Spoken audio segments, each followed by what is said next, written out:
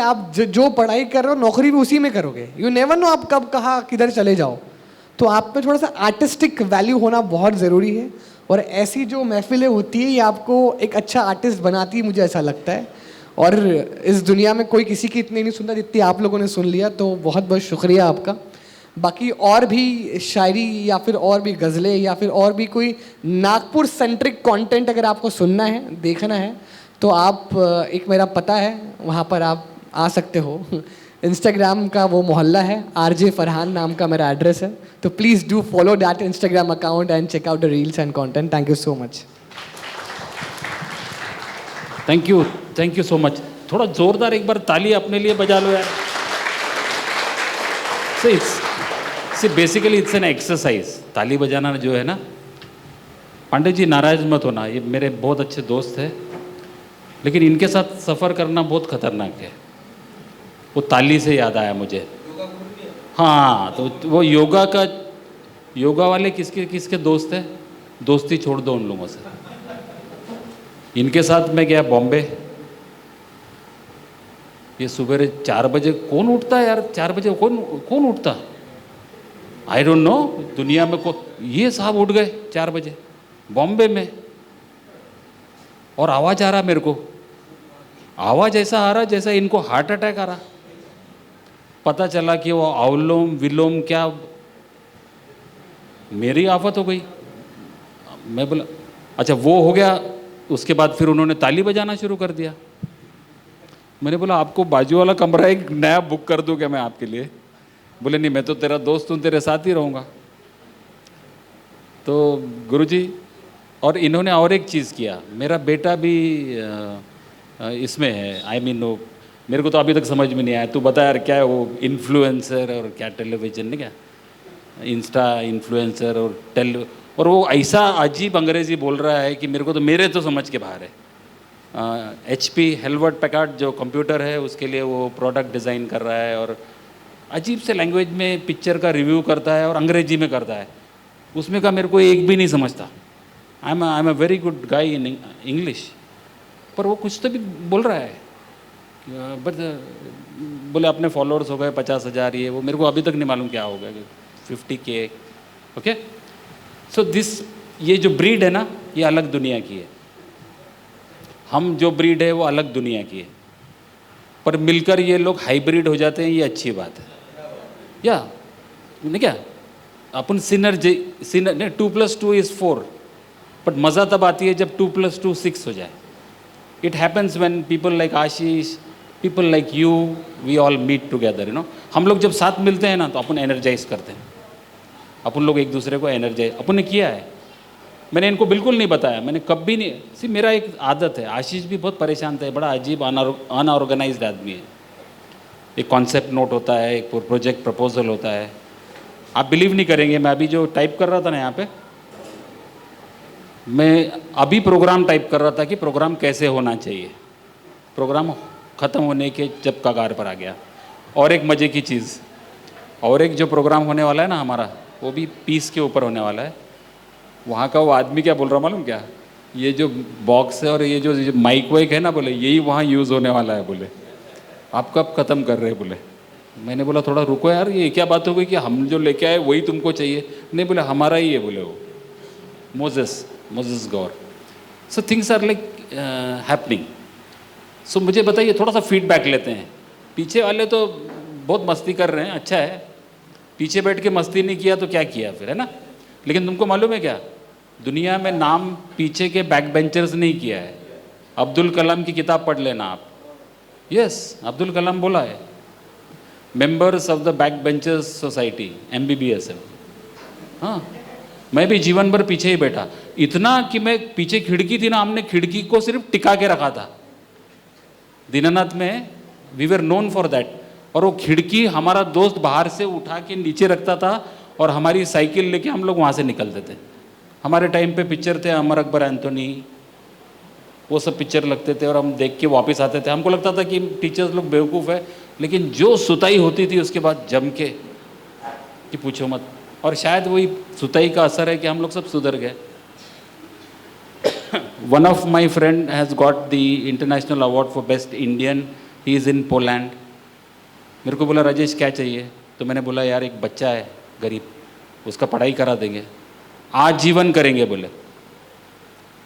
वो लड़की ने, उसका नाम मैं नहीं लेना चाहता, वो लड़की ने एमटेक किया फाइनल ईयर, और 7th से हम उसको स्पॉन्सर कर रहे हैं, वो एमटेक तक आ गई है। इसके बाद she is joining I think Chembur में Bhabha atomic research centre she is going to join. वो पूरा राहुल करता है वहाँ से। हमको बोला तुम में से कोई दो मत बोले पैसे, क्योंकि ग्रास रूट से बड़े होकर के देखो, एक्यूमुलेशन ऑफ वेल्थ सबसे बड़ा गुनाह है इस दुनिया में। पैसे को एक्यूमुलेट नहीं, क्या आप जमा करके रखते ना, गड़बड़ है।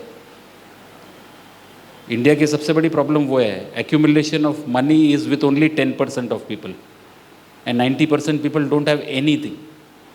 38% तो आप बोलेंगे ना आपको सुबेरे मरना है, वो मरने को तैयार है। 38% of people, covid post covid के जो डेटा है उस डेटा के अनुसार 38 crore people are pushed to poverty, और पॉवर्टी भी एब्जेक्ट।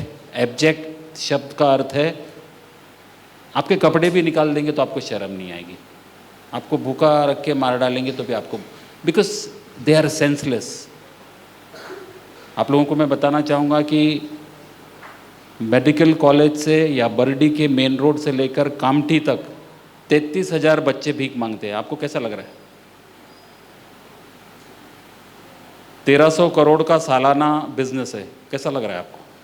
1300 करोड़, हाँ थोड़ा सा ध्यान से, उसमें सब लोग इन्वॉल्व है, पुलिस भी है, ये रियलिटी है। मैंने एक छोटे बच्चे को, मैं क्योंकि हम लोगों को बच्चा नहीं था 7 ईयर्स तक, 7 साल तक, तो मुझे लगा किसी को अडॉप्ट करते हैं। तो एक बिंदु नाम की एक छोटी लड़की थी वैरायटी चौक पे, जहाँ पर अभी इटर्निटी मॉल है ना, वो पहले वैरायटी थिएटर था, एकदम बेकार सा। वहाँ एक छोटी बच्ची खड़ी रहती थी, भीख मांगती थी। मैं लूना से जाता था तो मेरी वाइफ को बोलता था हिला अपन अडॉप्ट करो, ठीक है। मैंने तो एक दिन मैं नीचे उतरा, मैंने बच्चे को उठाया, मैं उठाया बराबर 15-20 लड़के आए। This is around 1999। आप साल याद रखिए, अब कितना वर्स्ट हो गया होगा आप सोचिए। मैंने बच्चे को उठाकर अपने पास रखा, 20-25 लड़के लोग कहीं से आए, उन्होंने मुझे कोने में दबा के उन्होंने पिटाई कर दी, और उस बच्चे को लिया, और इतने में 2 पुलिस वाले आए और वो पुलिस में मुझे पुलिस स्टेशन में लेके गए। उन्होंने मुझे बोला सर आप इस झंझट में मत पड़ो, बोले। मुझे चाय पिलाया गया, फिर he explained me the whole racket. वो छोटा बेबी जो होता है ना उनके हाथ में, उसको मॉर्फिन चटाया जाता है सुबेरे, रोज सुबेरे मॉर्फिन, यस, हर एक बच्चे को मॉर्फिन चटाया जाता है। चेक कर लीजिए आप, एक दूध की बोतल होती है, आपने देखी उनके हाथ में, उसमें दूध नहीं होता है, देखा आपने? दूध रहता ही नहीं है, just for sake of keeping it. It has not picked, वो इश्यू को अभी तक किसी ने हैंडल नहीं किया है। आपको लगता है सर्वेश्वर दयाल सक्सेना कहते हैं कि मेरे घर के अगर एक कमरे में बलात्कार हो रहा हो तो मैं दूसरे कमरे में हैप्पी बर्थडे के गीत कैसे गा सकता हूँ? मेरे घर के किसी एक कमरे में लाश जल रही हो, सड़ रही हो, मैं दूसरे कमरे में सुहागरात कैसे मना सकता हूँ? आप लोग मना रहे हैं तो मनाइए, मैं आपके साथ नहीं हूँ। Sarveshwar Dayal Saxena, these are great people. अगर हम वासुदेव कुटुंबम की बात करते हैं तो हमको रात्रि झोपताना, माझा एक मित्र है, मेरा एक दोस्त है, वो मेरे ही उम्र का है, 60 ईयर्स का है, वो 1 रोटी कम खाता है। वो बोलता है वो भूख है ना, भूख, उसका चटका पेट को हरदम रहना चाहिए बोले, क्योंकि बाहर सब भूखे हैं, बाहर लोगों एक एक रोटी के लिए त्राही त्राही मची हुई है, तो पेट को आई डोंट वांट टू, उसको बहुत भूख लगी रहती है, लेकिन वो बोलता नहीं, thank you. See there are 1000 ways, आपके पास हज़ारों तरीके हैं। मैं आपके प्रेस क्लब के बाजू में शांति निकेतन होटल के पास में मेरी कार में 800 मारुति 800 के अंदर में एक वाइट बोर्ड था, ऐसा बोर्ड लगा था ना स्टैंड लगा के, वाइट वाला बोर्ड। तो मैं क्या करता था, वो शांति निकेतन के सामने खड़ा हो जाता था, वाइट बोर्ड लगा देता था। फरहान को मालूम है, मेरे अजीब अजीब एक्सपेरिमेंट्स है पूरे सब, वो लगा देता था और वहाँ पे लिखता था, और बच्चों को बुला लेता था, वो जो भीख मांग रहे हैं ना जिनकी मैं जिक्र कर रहा था, उन बच्चों को बिठा देता था और शांति भवन में ऑर्डर करता था। तभी फ्लाईओवर नहीं था, तो शांति भवन वाला मालिक बोलता था अरे मैं स्टील के बर्तन में नहीं दूंगा, बच्चे लोग चोरी कर लेंगे। ठीक है भैया, कागज़ में देते, लेकिन सांभर भी तो चाहिए। सांभर के बगैर शांति भवन का समोसे का क्या मज़ा। तो फिर वो भी दे देता था। अच्छा, बच्चे मेरा ऑडियंस नहीं है, मेरा ऑडियंस पब्लिक है। आई मीन जो जनता आ रही जा रही है, मेरे को उनको एजुकेट करना है। तो मैं बोर्ड पे लिखता था चोरी करने के 10 तरीके। फट करके सब लोग रुक जाते थे, ये चोरी करने के तरीके सीख रहे बाबा इधर। एक पुलिस वाला आया, तुम चोरी करना सिखा रहे हो? बोले। मैंने बोला आप भी रुको, थोड़ा सा सीखते हैं। बोला, मैंने बोला कार में जब कोई भीख मांगने जाएगा तो इधर से बात करना। मैं बोला इधर से बात किया तो उसका ध्यान इधर से छूट जाता। बोला इधर से खिड़की से हाथ डाल के बैग निकालने का। लोग गुस्सा हो रहे मेरे से। मैंने बोला एग्जैक्टली, गुस्सा लग रहा है ना? ये हमारे किए हुए अतिक्रमण से, हमारी स्पेस लेने से ये बच्चे इस रास्ते पर आए हुए। हमको रास्ता ढूंढना पड़ेगा, हमको देखना पड़ेगा कि ये बच्चे के बीच में कैसे वो अमन, कैसे वो ज़िंदगी, कैसे वो सिर्फ अपन लोग इस रैट रेस में, नहीं क्या ये रैट रेस है, मालूम नहीं हर कोई भाग रहा है, किधर भाग रहा है मालूम नहीं, है ना? Everybody is very busy, you know, phone लगा के, हाँ चुप बैठ चुप बैठ। आप बस में जाइए, बस में देखिए everybody is on a phone with a earphone. मैं हर मंथ में 4 बार स्टार बस से आता हूँ। स्टार बस में आपको पता चल जाता है ज़िंदगी क्या है। कितने बच्चे जाते हैं स्टार बस से अप डाउन? अरे उठाओ हाथ बिंदास, वेरी गुड, आप लोग ज़िंदगी जी रहे हो, उधर ही ज़िंदगी है। बाजू में मेरा एक आदमी बैठा हुआ था, शायद गर्लफ्रेंड का फ़ोन आ गया उसको। बुढ़ा आदमी मेरे इतना, पर गर्लफ्रेंड का फ़ोन आ गया। कौन बेवकूफ़ आदमी लाउड स्पीकर पे गर्लफ्रेंड का फ़ोन सुनता है? अरे बाप रे, या फिर उसको समझ में नहीं आ रहा था। मैंने बोला मज़े ले लिए जाए, और फिर जनता ने भी कान लगा लिया बिल्कुल। अच्छा अच्छा, कि वो दुनिया को बताना चाहता था कि मेरे उम्र पे मत जाओ, मेरी भी गर्लफ्रेंड है, जमाने के साथ चला। तो वो वहाँ से पूछ रही, तुम्हाला मी संतरे घेऊन दिले, तुम्ही नेले का जी? Very unromantic, you know. पूछ के पूछना ही था तो संतरे का ही पूछ रही हो। कशा आहे? मी अजून खाल्ले नाही म्हणे। मग खाऊन सांगा ना मला म्हणे तुम्ही। वो गधा ने छीला पूरा संतरे का, 1-2 खाया, और मेरे को भी बाजू में बैठा है तो मानो उसकी बोल के मेरे को भी दिया है। तो मैंने उसके हाथ से फ़ोन लेके बोला बहुत मीठे है करके। सी यू फनी। और वहीं पर उसको वाइफ का भी फ़ोन आता था बीच बीच में, कुठपर्यंत पोहोचला जी तुम्ही म्हणे, आता खापरी आली म्हणे। फिर 5 मिनट बाद पूछती थी आता कुठे? आता डोंगरगाव आला म्हणे। मैंने बोला ये औरत है ना तुम्हारी, इसके समय तुम आवाज़ बंद कर देते हो। Life is very beautiful, you have to enjoy. Beat star बस। आप आज घर में जाएंगे ना, आज आप घर में जाएंगे ना, जिससे भी आप प्यार करते हैं उसको गले लगाइए। हम सबको मोहब्बत की ज़रूरत है। लड़की लोग को डैडी बहुत अच्छा लगता है, लड़कों को mummy. It is a scientific experiment, उसको इलेक्ट्रा कॉम्प्लेक्स बोलते हैं। लड़कियां जो पप्पा अच्छा लगता ना उनको, पप्पा को जाके वो बॉयफ्रेंड के बारे में भी बताएंगे, और लड़के जो है मम्मी को आई असं झालं, पप्पा के पास नहीं जाते हो, उसको एपिडस कॉम्प्लेक्स बोलते हैं। ये रियलिटी है। आज घर को जाओ, पापा को बोलना पापा आपको गले मिल के रोना है, पापा आपको गले मिल के कुछ बात कहना है, और गले मिलिए। Because what is happening, we are not disseminating our energies. हम अपने मोहब्बत का इजहार नहीं कर रहे। अपन लोग सब लोग ना, हम लोग एक बोलते ना, हमने आजू बाजू एक किला बना के रखा हुआ है, हम उसी में रह रहे हैं। नहीं मेरे को बात नहीं सॉरी करिए बात। Life is very short, life is like a spark, Buddha बोले हैं। स्पार्क मतलब अपनी पत्थर पे पत्थर घिसते हैं ना, अपनी एज अपनी उम्र उतनी है, स्पार्क कितनी है। घर को जाइए, आज तुम लोग भी जाएंगे ना, मम्मी को शॉक दे देना, वो डांटेगी, वो धकेलेगी तुम्हारे को, काय करून राहिला, वेडा बेडा झाला का काय? Because we have lost that opportunity. Go hug your mother and say मम्मा तू जे काही करते मला तू त्याच्यासाठी मला खूप थँक्यू बोलायचं तुला. लड़कियों डैडी को बोलो, या जिसको भी आप मानते हैं ज़िंदगी में, उनको बोलो थैंक यू पापा, आपने मेरी ज़िंदगी को रोशन कर दिया. Say it. This is the time.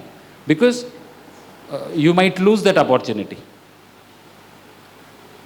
कब पेरेंट्स तस्वीर बन जाते हैं अपने को पता भी नहीं चलता है. यस, मुझे मालूम है, मैंने मेरे पिताजी माँ को खो दिया. लेकिन अच्छी बात यह है कि मैं और मेरी माँ आखिरी जो उसके लम्हे थे उसमें हम लोग इतने दोस्त हो गए कि क्या बताओ, हम लोग सबसे डेंजरस हो गए थे. यानी हम लोगों के साथ कोई पिक्चर भी नहीं आता था. मेरी माँ और मेरे साथ कोई पिक्चर में जाने को तैयार नहीं था, क्योंकि हम लोग इतनी गड़बड़ कर रहे थे पिक्चर में. पिक्चर देखने के समय अगर तुमने रिएक्शन नहीं दिया तो क्या किया फिर. थिएटर्स में मैं और मेरी माँ गजनी देखने को गए, हम लोगों को थिएटर के बाहर रख दिया लोगों ने. मेरी मम्मी वो पॉपकॉर्न भी उड़ा रही खाते खाते. आता येणार बरं का, आता मला राजेश फार गडबड वाटून राहिली म्हणे इकडं. साउंड भी निकाल रहे हैं हम लोग दोनों. बाजू वाला बोल रहा भैया तुम लोग बाहर चले जाओ. मैंने बोला तेरे को जाना तू जा यार, हमको को मत. All this I have learned because I know the value of life. जिंदगी का वैल्यू मेरे को पता चला है. And this peace will come only when you will value your life. जिंदगी को वैल्यू देना शुरू करो, आपका जिंदगी बहुत कीमती है. राइट, ठीक है. अच्छा, यहाँ पर कोई ऐसा है कि जिसको इंस्पायर्ड हुआ है और उसको लग रहा है कि यार मैं भी 2-4 लाइन बोलता. शर्माने का नहीं, शर्माने का नहीं. देखो शर्मा जी कहाँ बैठे, शर्मा जी, ये शर्मा, ठीक. कम कम कम कम कम. अरे भाई जोरदार ताली बजा दो इसके लिए भाई के लिए.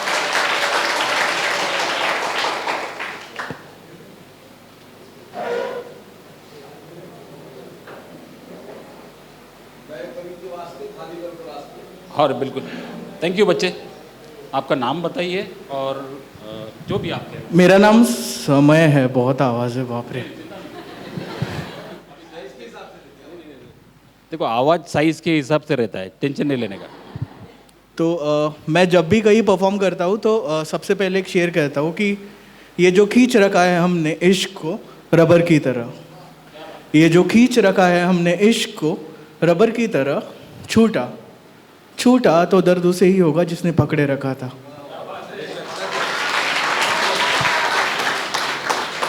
और एक बार लिखा था कि तेरे रस्म और रिवाज मुझे समझ नहीं आते, तेरे उसूलों पे चलूँ भी तो कैसे. तेरे रस्म और रिवाज मुझे समझ नहीं आते, तेरे उसूलों पे चलूँ भी तो कैसे. मैं कोरा सा हूँ मुझ में रंग भर, मैं कोरा सा हूँ मुझ में रंग भर, रंग इश्क का है तो निखर जाऊँगा.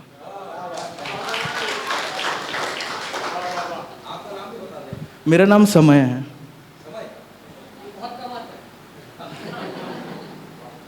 सर बाकी फिर देखना पड़ेगा, तो बस इतना ही.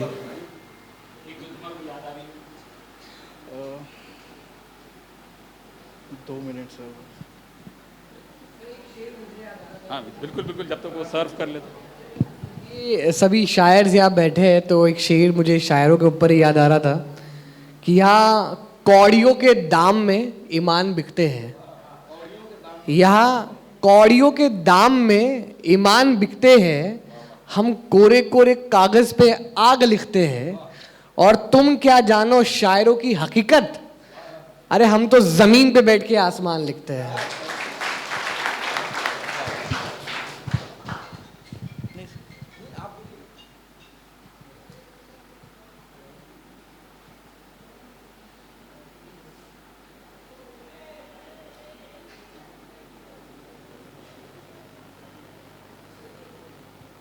ओके. कौन कहता है ज़मी मिलेगी इश्क को, कौन कहता है ज़मी मिलेगी इश्क को, कुछ हवा सा रहना भी इश्क है. कौन कहता है ज़मी मिलेगी इश्क को, कुछ हवा सा रहना भी इश्क है. ना हुआ पूरा तो क्या इश्क नहीं, ना हुआ पूरा तो क्या इश्क नहीं, अधूरा सा रहना भी इश्क है. बहुत बढ़िया. इसको कहते हैं कि मौका मिले तो मौका चौका लगाना. और आप में से कोई है, राजेश जी ने बिल्कुल प्रेरित किया आपको, एक बच्चा प्रेरित होकर आया है. और कोई इधर गर्ल्स में से? पांडे साहब कहेंगे कुछ बात. उनको आमंत्रित करने के पहले मैं एक बात अपनी पूरी कर लूं, क्योंकि अब विदाई का समारोह करीब आ चुका है. मैं आपको बुला रहा हूं सर. विदाई का समारोह करीब आ चुका है. अब ये है कि 2 घंटे का लेक्चर हो चुका है, तकरीबन 2 घंटे हो गए हम लोगों को। और ये 40 मिनट का पीरियड इसलिए रखा जाता था कि इंसान का जो मस्तिष्क है वो 40 मिनट तक ग्रहण करने की क्षमता है उसकी, उसके बाद जो बाल्टी भर जाती है और पानी नीचे गिरता है। तो अभी तो हमको 2 घंटे हो गए, लेकिन आज की युवा पीढ़ी है इसलिए आप लोगों की क्षमताएं बढ़ चुकी है, लेकिन इससे ज़्यादा इम्तिहान लेना मतलब जान लेना होता है, क्योंकि जब तलक ज़िंदा रहे बाकी रहे अरमान भी, मिल गया सब कुछ अगर तो क्या बचा रह जाएगा। तो कुछ अगली बार के लिए भी बचा रखें ताकि अगली बार मिलने की भी इच्छा हो। ये मोहतरमा मैडम जो है, इनका नाम मैं अभी पूछ नहीं पाया था, लेकिन इन्होंने और पांडे जी ने राजेश जी के साथ में मिलकर जो एक खूबसूरत प्रोग्राम यहाँ पर सजाया और उसमें उस युवा पीढ़ी को बुलाया कि जिनके कंधों पे अब आने वाला भारत, आने वाला देश या हमारा आने वाली दुनिया भी युवा पीढ़ी के कंधों पर है। उन लोगों के बीच हम लोगों को बोलने के लिए यहाँ पर बुलाया, जिसमें वैद्यकीय क्षेत्र मतलब मेडिकल लाइन के शायर भी हैं, कलाकार भी हैं, टेक्निकल IT क्षेत्र के भी हैं, RJ फरहान हैं, मैं वकालत के पेशे से आता हूँ। तो ऐसे अलग अलग लोगों को जोड़कर एक खूबसूरत प्रोग्राम आपने जो सजाया, इसके लिए मैं आपका, हम मंच पर बैठे हुए तमाम की तरफ से आभार व्यक्त करता हूँ। और आपने जो खूबसूरत प्रोग्राम किया और जितना बेहतरीन आपने शुरू में निज़ामत की, वहीं से प्रोग्राम ने रंगत पकड़ ली थी, वहीं से प्रोग्राम अपनी ऊंचाइयों पे आ चुका था। बहुत खूबसूरत अंदाज में आपने उसको पेश किया। बात अमन की है, इसलिए वो बात छूटनी नहीं चाहिए। बीच में भले हमने बहुत सारी इधर उधर की बातें की। दोस्तों, अमन यह है कि शांति, सन्नाटा भी शांति ही होता है। राजेश जी ने मुझसे कहा था ये बात, सन्नाटा भी शांति होता है, लेकिन शांति और सन्नाटे के बीच फ़र्क है ना, वो हम लोगों को समझना है कि खामोशी नहीं है, शांति है। शांति में उन्नति है, खुशी है, और सन्नाटे में भय है। तो हमको शांति चाहिए, अमन चाहिए। एक हमारे देश का जो कल्चर है, विविधता में अनेकता है। हमारे देश के ताल्लुक से एक शेर मुझे ऐसे याद आता है कि मज़हब नहीं ईमान पढ़े जाते हैं। मज़हब यानी रिलीजन, धर्म। मज़हब नहीं ईमान पढ़े जाते हैं और चेहरे नहीं इंसान पढ़े जाते हैं। मज़हब नहीं ईमान पढ़े जाते हैं, चेहरे नहीं इंसान पढ़े जाते हैं। और भारत ही ऐसा देश है दुनिया में जहाँ, भारत ही ऐसा देश है दुनिया में जहाँ एक साथ गीता और कुरान पढ़े जाते हैं, एक साथ गीता और कुरान पढ़े जाते हैं। ये मोहब्बतों का पैगाम हमारा देश शुरू से देता आया है। और आज जो खूबसूरत दिन पर खूबसूरत लोगों को जोड़कर ये प्रोग्राम यहाँ पर किया, इसके लिए मैं आयोजकों का फिर से धन्यवाद देता हूँ। और हमारे आदरणीय बुजुर्ग पांडे साहब भी यहाँ पर बोलने के लिए राजेश भाई के बोलने से प्रेरित हुए हैं। मैं उनको सम्मान के साथ यहाँ पर आमंत्रित करता हूँ कि आप आएँ और अपनी बात रखें ताकि हम सबका मार्गदर्शन हो। आदरणीय पांडे सर। ये सब ठीक है, लेकिन इस उम्र में भी इनको खुशी, उन्नति और क्या क्या चाहिए, मुझे देख के बड़ी हैरानी हुई। और एक शेर मुझे इस पे याद आया था कि बहुत अच्छा शेर था कि केसरिया रंग तो माँ का श्रृंगार दान है, केसरिया रंग तो माँ का श्रृंगार दान है, श्वेत रंग प्यार शांति की जुबान है, अशोक चक्र शोर शक्ति का खुला बयान है, और ये हरा रंग हरा भरा हिंदुस्तान है।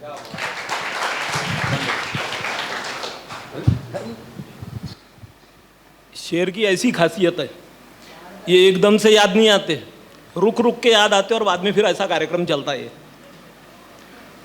मेरे बोलने की तो इच्छा नहीं थी, लेकिन हमारे बुजुर्ग तो हम दोनों बड़े परेशान हैं। बजाज साहब और मैं दो ही दिख रहे हैं। हम वो बुजुर्ग है जो बालों को काला नहीं करते,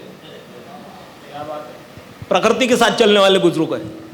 जैसा प्रकृति बदल, पांडे जी कहना चाहते हैं, मुझको बुजुर्ग कहने वालों, तुमने देखा नहीं कॉलेज का जमाना मेरा। सही है, मैं भी GS कॉलेज का विद्यार्थी रह चुका हूँ। मेरे को बोलने की इच्छा तो नहीं थी, लेकिन नशे के ऊपर बात हुई, प्रेम के ऊपर बात हुई, इश्क के ऊपर बात हुई, सबने आनंद दिया। वरना मेरे को नहीं लगता ये 40 मिनट ढंग से नहीं बैठने वाले बच्चे इतने शांति से बैठे हैं। तो इनके दिमाग में जो चलता है वो मिल रहा है, और वो सबका आकलन कर रहे हैं कि कौन कितने पानी में। तो बाद में चर्चा होंगी फिर पेड़ के नीचे, तो यार उसने तो बढ़िया बोला। जादव सर ने बताया कि नशा मत करो, लेकिन मैं इस बात के खिलाफ हूँ। मैं तो चाहता हूँ कि भरपूर नशा करो, और नशा ऐसा करो कि जो उतरे नहीं।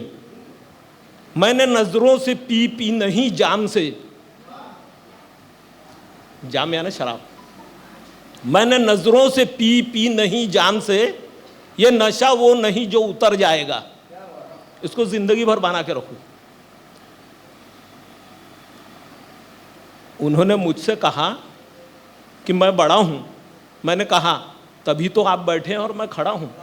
क्या बात है, वाह वाह।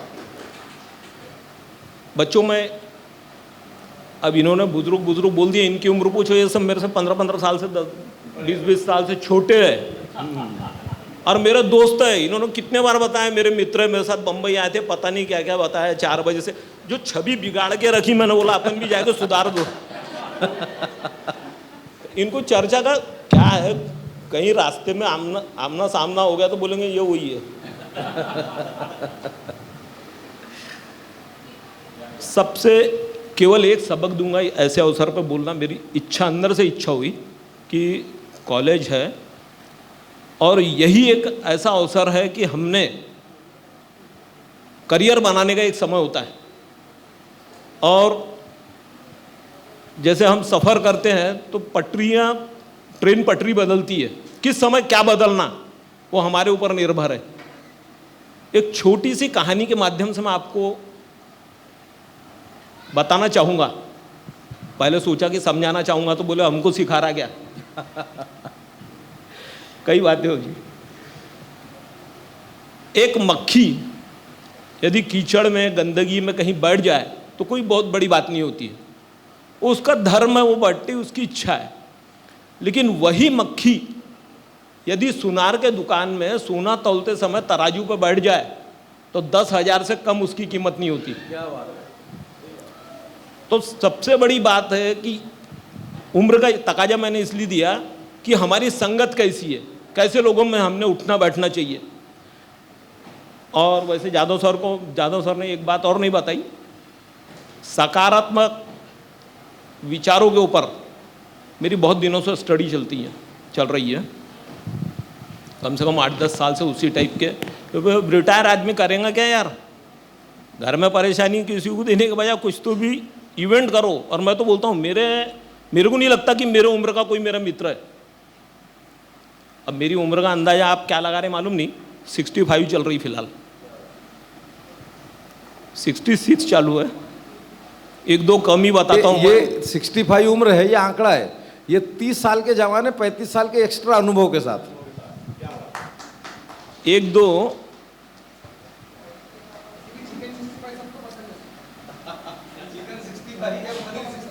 हाँ, तो उम्र का इसलिए बताया मैंने कि मेरी ये सोच है कि यदि मैं आप लोगों के साथ बैठूं, छोटे छोटे 3-4 गुरु बना के रखा मैंने, मोबाइल गुरु, तो पकड़ के उसको, अरे यार बेटा इसका कैसा, तो वो भी कुछ देर के बाद में अकड़ में आ जाता। तो मैंने बोला बे मोबाइल का गुरु है तू, मेरा गुरु नहीं है। तो मोबाइल सीखना मेरे को, इसलिए मैंने तेरे को बुलाया। तो कुछ तो भी उनसे सीखने मिलती, इसलिए मैं युवाओं के साथ ज़्यादा दोस्ती करता हूँ। और जिसके साथ तुम संगत में रहो वैसे तुम बन जाओगे। तो अभी तक के दिमाग से वो युवापन उतरा नहीं। एक छोटी सी कहानी के माध्यम से मैं आपको बता देता हूँ कि हमें हर्ष है, खुशी है, हमें हर्ष है कि हमारे नैतिक मूल्यों में बेहद उत्कर्ष है। देखिए ना, मरीज के नज़र में नहीं, डॉक्टर की नज़र में मरीज नहीं, मरीज का पर्स है। और मरीज की नज़र में डॉक्टर नहीं, डॉक्टर के साथ वाली खूबसूरत नर्स है। हमें हर्ष है कि हमारे नैतिक मूल्यों में बेहद उत्कर्ष है। 2 सेकंड पॉज लेने का कारण मेरे को समझ में आया कि अब ये रिकॉर्डिंग हो रहा है। तो ये कविता मेरी नहीं है, ये हमारे गुरु प्राध्यापक मधु पांडे सर की है, जो मेरे को याद रहेगी और मैंने बताई, क्योंकि किसकी है वो बताना भी आवश्यक है।